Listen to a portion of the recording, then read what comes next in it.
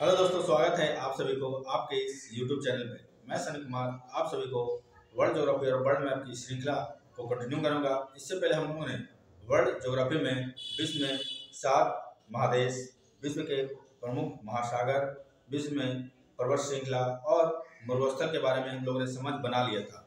अब हम लोग आज के टॉपिक है विश्व के प्रमुख घास के मैदान। इस घास के मैदान से एग्जाम में हर एक एग्जाम के क्वेश्चन बनते रहते हैं। इस तरह से क्वेश्चन बनेंगे कि एक तरफ महादेश और दूसरी तरफ घास के मैदान देगा और मैच करने के लिए देगा। तो जब कभी डायरेक्ट क्वेश्चन पूछ लिया जाता है कि पेरिस घास के मैदान, डॉन घास के मैदान किस महादेश में पाया जाता है, तो हम लोग इस घास के मैदान को अच्छी तरह से मैप के माध्यम से समझेंगे ताकि आपके एग्जाम में क्वेश्चन आए तो आपसे छूटे ना और आप कंफ्यूज ना हो। तो अगर वीडियो को आप अच्छा लगे तो वीडियो को लाइक करें, सब्सक्राइब करें और शेयर करें। तो शुरुआत करते हैं हम लोग घास के मैदान। तो सबसे पहले जान लें कि विश्व में जो घास के मैदान है वो 2 तरीके के घास का मैदान पाया जाता है। विश्व में 2 तरीके के घास के मैदान होते हैं। पहला शीतोष्णकटिबंधीय घास का मैदान, दूसरा उष्णकटिबंधीय घास के मैदान। अब ये शीतोष्णकटिबंधीय घास के मैदान 7 तरीके के हैं और उष्णकटिबंधीय घास के मैदान ये सभी है। तो सबसे पहले हम लोग जान लें कि उष्णकटिबंधीय घास के मैदान किसे कहते हैं और शीतोष्णकटिबंधीय घास के मैदान किसे कहते हैं। तो देख लें। तो हम लोग जानते हैं कि ये एक ग्लोब है और ग्लोब पे जो इस तरह से क्षैतिज रेखाएं होती है, इस तरह से जो क्षैतिज रेखाएं होती है उसे हम लोग अक्षांश के नाम से जानते हैं। इस तरह से टोटल 360 अक्षांश रेखाएं हैं। तो ये 0 डिग्री अक्षांश है, जिसे हम लोग 0 डिग्री अक्षांश को हम लोग विषुवत रेखा, भूमध्य रेखा या 0 डिग्री अक्षांश को जैसे बोलते हैं हम लोग भूमध्य रेखा या विषुवत रेखा, भूमध्य रेखा या विषुवत रेखा, ये 0 डिग्री अक्षांश है। उसी तरह से यहाँ पे 23.5 डिग्री अक्षांश को 23.5 डिग्री उत्तरी अक्षांश को, ये 23.5 डिग्री उत्तरी अक्षांश है, उत्तरी अक्षांश, इसे हम लोग कर्क रेखा के नाम जानते हैं, कर्क रेखा। और उसी तरह से 23.5 डिग्री दक्षिणी अक्षांश, 23.5 डिग्री दक्षिणी अक्षांश को हम लोग मकर रेखा का नाम जानते हैं, मकर रेखा। और इसके ऊपर अगर 66.5 डिग्री अक्षांश देखा जाए, 66.5 डिग्री उत्तरी अक्षांश को देखा जाए तो इसे हम लोग आर्कटिक वृत्त बोलेंगे, आर्कटिक वृत्त। और 66.5 डिग्री दक्षिणी अक्षांश को, 66.5 डिग्री दक्षिणी अक्षांश को हम लोग अंटार्कटिक वृत्त बोलेंगे, इसे बोलेंगे अंटार्कटिक वृत्त। अगर आप लोगों ने अक्षांश और देशांतर से संबंधित वीडियो नहीं देखा तो हमारे YouTube चैनल पर जाएं, वहां पर बहुत अच्छे से अक्षांश और देशांतर के बारे में समझाया गया है।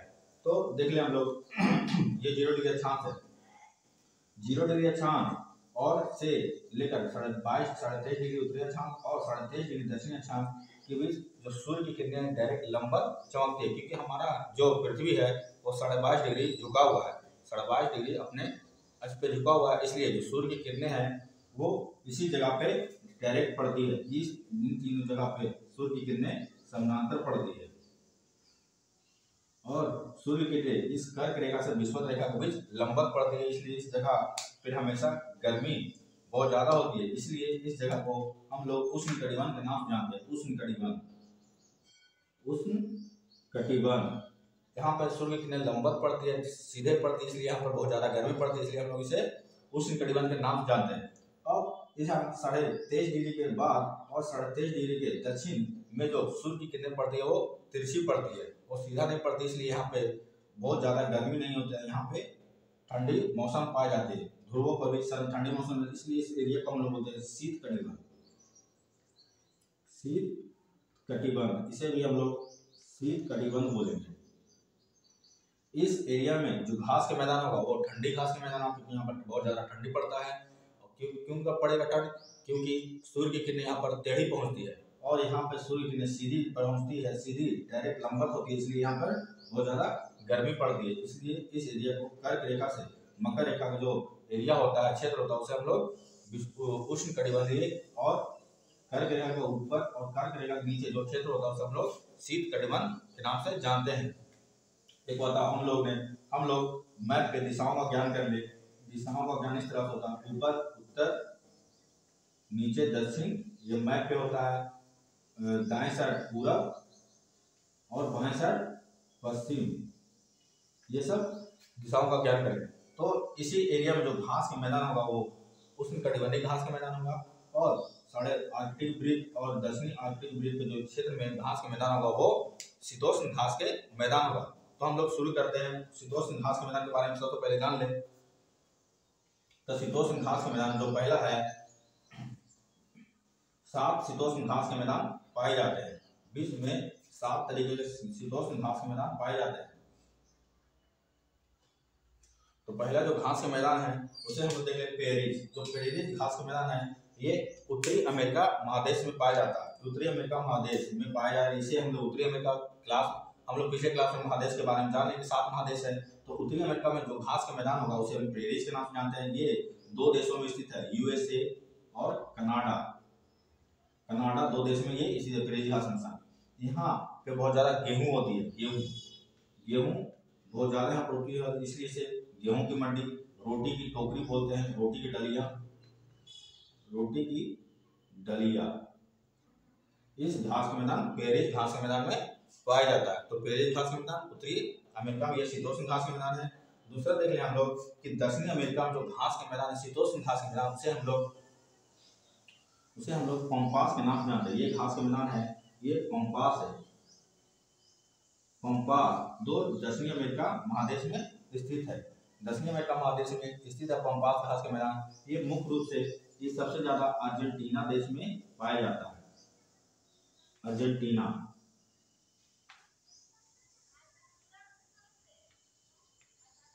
घास के मैदान अर्जेंटीना देश में पाया जाएगा, जो पंपास घास के मैदान है। अब देखते हैं हम लोग अफ्रीका। तो अफ्रीका में जो घास के मैदान है, शीतोष्ण घास के मैदान, उसे हम लोग वेल्ड के नाम से जानते हैं। ये वेल्ड घास के मैदान है,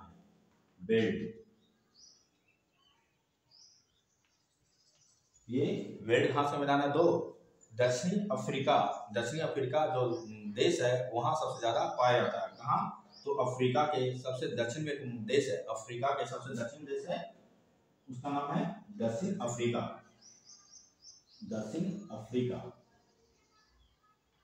यहाँ सबसे ज्यादा ये घास का मैदान पाया जाता है, बेल्ट घास का मैदान। तो बेल्ट घास का मैदान शीतोष्ण घास का मैदान है, ये दक्षिणी अफ्रीका देश में पाया जाएगा। अब देखते हैं यूरोप। तो यूरोप में जो घास के मैदान है, वो अस्टेपी, इसका नाम क्या है? अस्टेपी।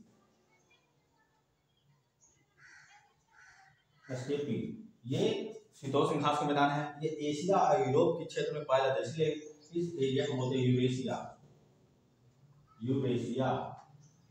यूरेशिया या यूरोप के घास के मैदान। आपसे पूछा जाएगा कि यूरोप के घास के मैदान को किस नाम जानते हैं, तो अस्टेपी, या यूरेशिया के घास के मैदान के नाम से अस्टेपी।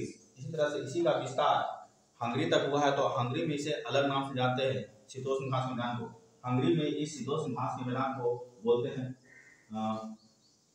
पुस्ताज घास के मैदान कहाँ है? तो हंगरी देश है, उस देश में जो घास के मैदान होते हैं पुस्ताज के नाम से जानते हैं। हंगरी देश में घास के मैदान पुस्ताज है। अब देखते हैं हम लोग ये ऑस्ट्रेलिया। तो ऑस्ट्रेलिया में जो घास के मैदान है उसे हम लोग डॉन्स के नाम से जानते हैं। ऑस्ट्रेलिया में जो घास के मैदान से हम लोग डॉन्स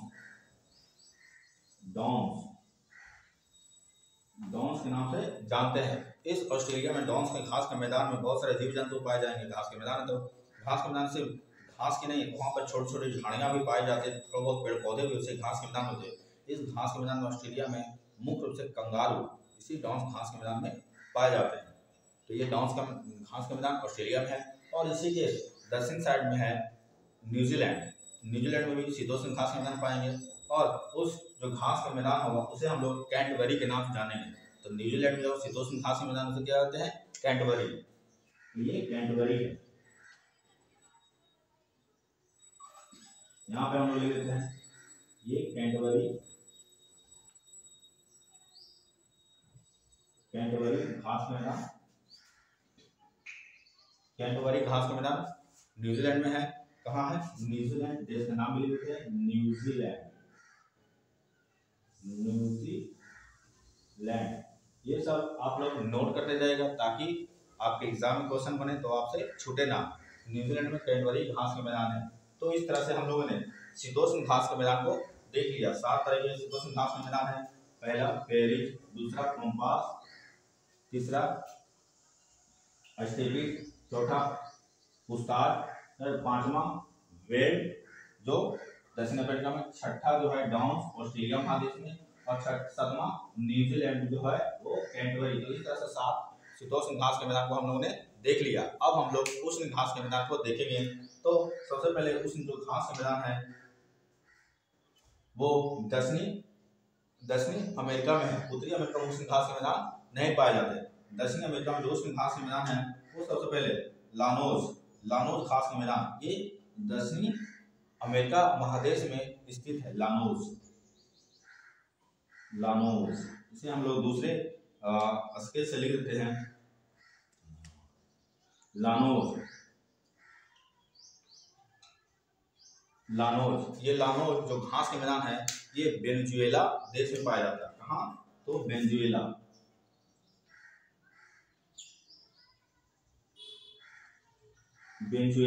लानोज घास का मैदान कहाँ पाया जाएगा? तो ये वेनेजुएला। ये उष्णकटिबंधीय घास के मैदान है। दूसरा देखते हैं हम लोग कैम्पोज। क्या नाम है? कैम्पोज।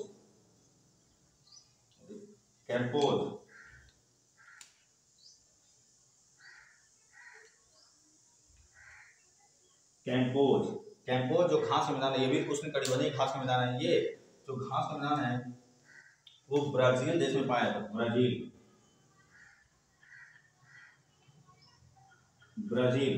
ब्राजील देश में पाया जाता है। आप लोग बताइएगा कि ब्राजील में जो सबसे बड़ी नदी, विश्व की सबसे चौड़ी नदी बहती है उसका नाम क्या है? तो कैम्पोज जो घास का मैदान है ये उष्णकटिबंधीय घास का मैदान ये ब्राजील देश में पाया जाता है। दक्षिणी अमेरिका महादेश और देश तो ब्राजील। कंपोज। अब देखते हैं कि अफ्रीका में जो घास के मैदान है उष्ण घास का मैदान उसे हम लोग सवाना के नाम से जानते हैं।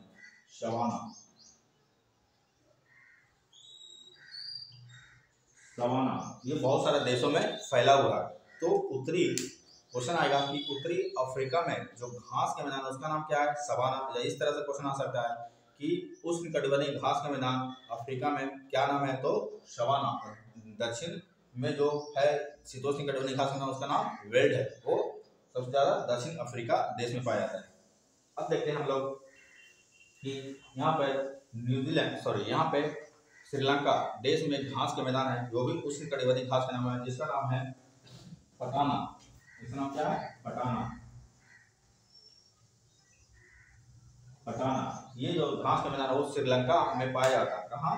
तो श्रीलंका।